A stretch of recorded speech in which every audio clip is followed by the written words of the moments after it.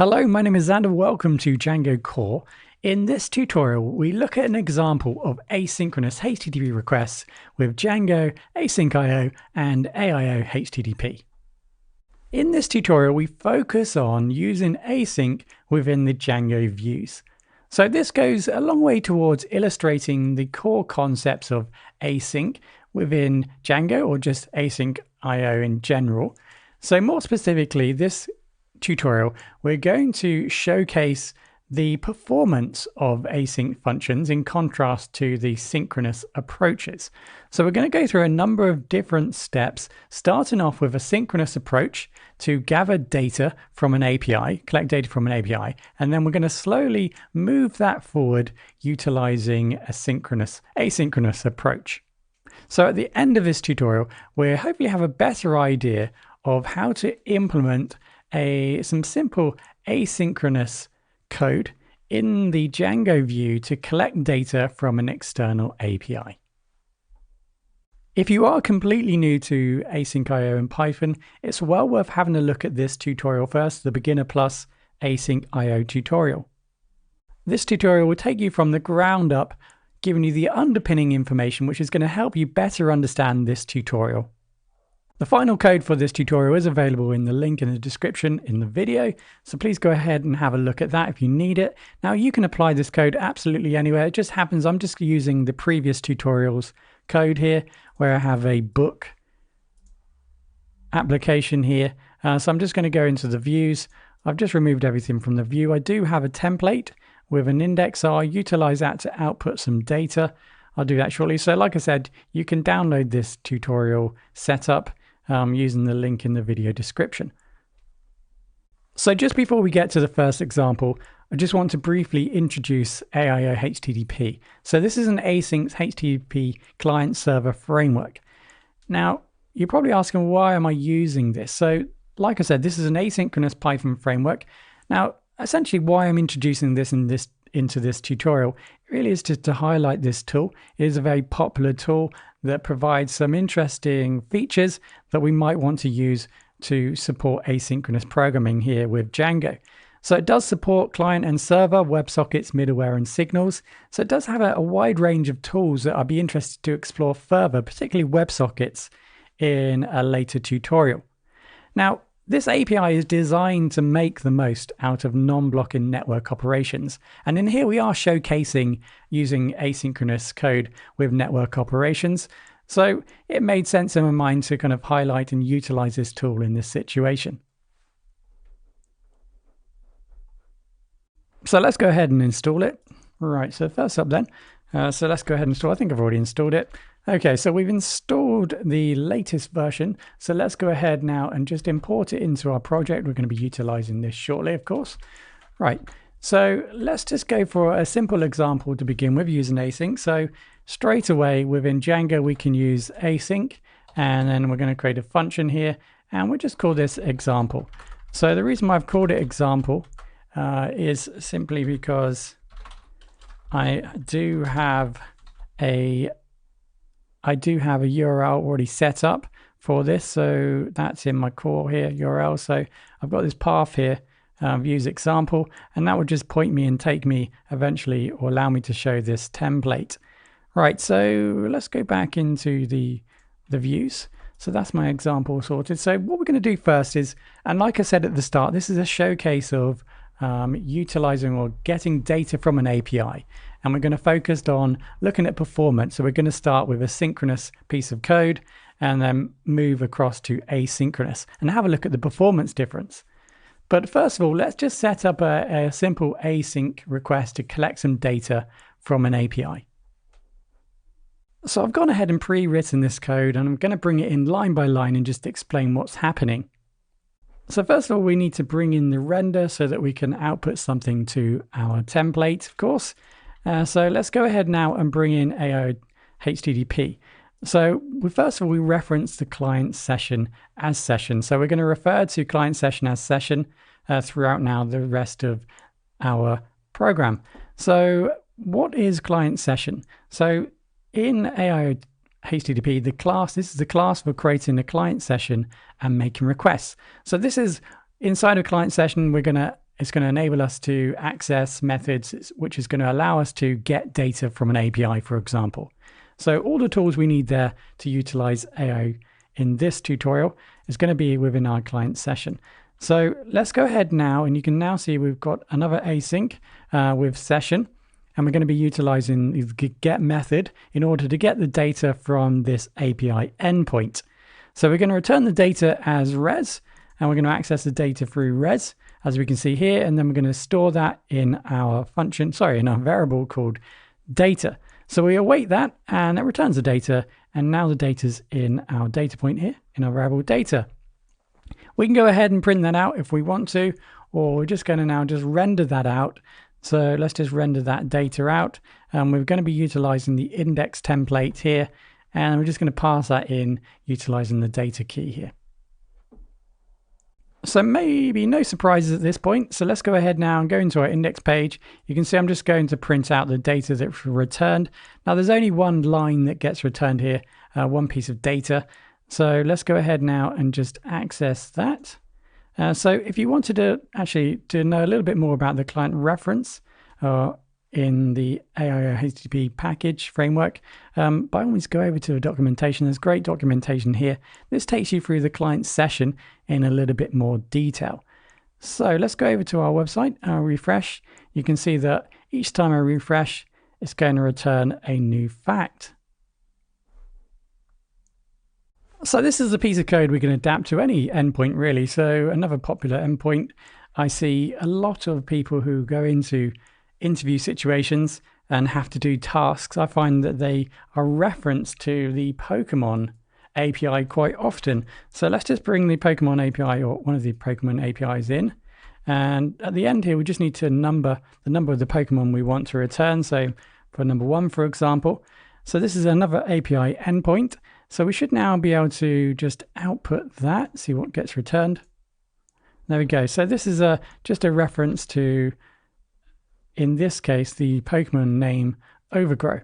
So this is all the data about this particular Pokemon. So this tutorial is a showcase of the performance gain of utilizing asynchronous code.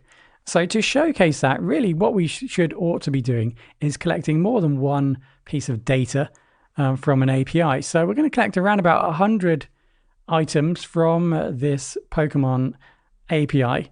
We'll do this first of all in a synchronous manner, and then we'll test the performance of that, just the speed it takes to gather the data and return it. And then we'll slowly feed in asynchronous code and start testing it at 2 separate points to see the performance gains. So let's go ahead and import time so we can start to roughly measure how fast our functions are. So we're going to need that, and we may as well bring in, while we're here, the asyncio tools, ready those. And in addition to that, we're probably going to need, let's import requests. So we're going to make a request to an API using a synchronous approach. And we're going to be using requests for this. So this is a package that we need to install. So let's just go ahead and pip install requests. So just close this. I've already got it installed, I think. There we go. So that's going to allow us with a synchronous code to collect data from an API. Okay, so we'll probably utilize this a little bit later. So let's just comment that out. So now let's go ahead and just create our traditional function, our synchronous function, and fetch some data from our endpoint. So let's start off by importing time. We're going to utilize that to time how quick the data is or how slow the data is at returning. And then we've got request, render, aiohttp, and asyncio. Okay, so those are all the imports that we're going to need here. So let's go ahead line by line again. So I'm just going to create a new function here called traditional function, synchronous function called example. And we'll go ahead and we'll start the time. So we're going to capture the time at this point, and then we'll capture it at the end. And then obviously we just need to do a simple calculation to then work out the total amount of time that's occurred from the start to actually processing, collecting the data from the API to it finishing. Right, so we get that from time. So we get the time, and now we're going to create a simple for. So we're going to collect the Pokemon cards 1 to 100. So that's our range here, 1 to 100. And then for each one of those, we're going to send off a request in a synchronous way, of course. We're going to send off a request to our endpoint with our number from our range. Obviously, that's going to be cycling over 1 to 100. So we're going to get 100 Pokemon cards back or data back. And then we go ahead and then run that request. So we're using requests package here to run that request. We're going to get the data, return it into res. And then what we're going to do is then just prepare that data. So we're going to put that into a new list. So we basically just use append here to put that data. So we're just going to collect the name from the data that's returned. We're going to put that in our list here. Okay, so using append. And then once we've done that, I'm just going to count. So I'm just going to make sure that I have received 100 Pokemon cards. So I'm just going to use len to count the amount of items here in my list. And then I go ahead and finish the time. So now what I'm doing is I'm just going to take the time again. So the time it's taken for the program to run this code, capture all the data, and then I'm just going to take it away from the starting time. And that's going to give me the total time it took to perform this action here. Right, so once I've done that, I just need to output that. So I've got my render again, index.html. I'm going to pass over the Pokemon data, all the cards that are returned, the count, so how much data has been returned, or just listing through the list, how many items in the list, and then the time, so the total time it took. Right, so this is what the final code looks like. Now remember, this is a synchronous approach here, so that means that I'm going to have to send a request individually for each item, like I would do in asynchronous, of course. But this is going to naturally take a much longer time to perform, because there's going to be a lot of blocking here in place before I can then perform the next action. I can only do one thing here at a time. Right, so now I've got that in place, the server's on. So let's go and have a look how long this takes. Now this is going to take a couple of seconds. So I've started, looks like it's okay. You can see it's loading. So essentially what's happening here, this is just a showcase of blocking, if you like. We can't perform any other tasks until that task is done. And this is essentially why we want to potentially use asynchronous code. So you can see here it's taken 9 seconds, just over 9 seconds to perform this action to collect 100 items from the API. These are all the items that have been returned, or the names of the Pokemon cards. And there we go, so 9 seconds. So let's now convert this synchronous approach into what we had originally, the example we had originally. So we'll just use async await, and we'll see if we have any performance improvements over the traditional synchronous approach. Okay, so I've gone ahead and just commented out the previous example. You'll see that in the code that you can access through the link in the video description. Right, so that's the previous. So what I've done is I've just copied and pasted it, and this is it right here. So the only thing I need to change is to add the async function up the top here. So that's the first change. And then what I need to do now is just set up my aiohttp client session, like we did previously in the first example, and now just run my for loop again. So I want to pass in the numbers 1 to 100 to collect all of those Pokemon. And now what I need to do is just create my URL. So I just prepare that ready, and then I run the async with session get, and then I run the URL, and then I return the results. So I fire that off with await, and then I return the data, and then I can append my list here with the names of the Pokemon, so I can just view them on the template. And then everything else is exactly the same. Remember, we've started the timer. We're going to perform this action, and then we're going to count just to make sure we've received all the data. And then we're going to count the time that it's taken, and then we're just passing it over here in our context over into the template. Right, so the same process again. So let's have a look to see how long this took. Now, the first time, utilizing a synchronous approach, remember it took 9 seconds. So let's just give this a go now, utilizing just a async await. So this shouldn't take as long. So that took 3 seconds. So you can see straight away we've over half the amount of time it's taken to receive their data from the API. And that would be quite consistent. If we were to run this test 100 times, if you wanted to try that, you would find that it's going to be very similar, the results that you're going to receive. So now we're going to set up a third example. We're going to bring in some of the tools from asyncio, and that's going to further improve the performance time to collect all that data from our API and return it to our template.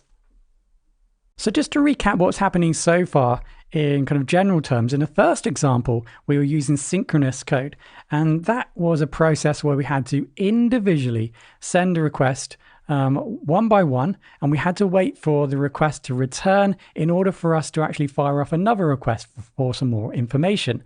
And of course, that takes a long time because we're always waiting before we can then send off another request.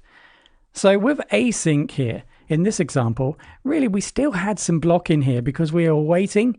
So we were still waiting. We were sending a request and we were waiting, but it did speed up. We saw that it did speed up the process quite considerably. So what we can do here in the third example is we can try and avoid this blocking completely. And we can now use some of the tools with asyncio to essentially just fire off all the requests at once, if you like, or concurrently. In the last example, we're going to be utilizing asyncio gather. So this is going to run coroutines concurrently. Now, what we're going to do with the code is we're going to pre-prepare, if you like, all of the tasks that need to be completed. And then we're going to fire that off with asyncio gather. And without any blocking at all, it's going to essentially fire off all those requests to the API concurrently and return all the data. And then that's going to be displayed in our template like before. Because this method isn't going to provide any blocking or waiting for us to send another request, this is going to be working concurrently. So that means that essentially this should be a quicker way of gathering large amounts of data from an API and returning it over the previous examples, which had an element of blocking, an element of waiting before sending another request. So we're going to start off with a similar setup. I've just highlighted the code in the previous example here. I've copied it across and just removed the middle section component here. So this is what we end up with. So just copy and pasted, remove the middle section here.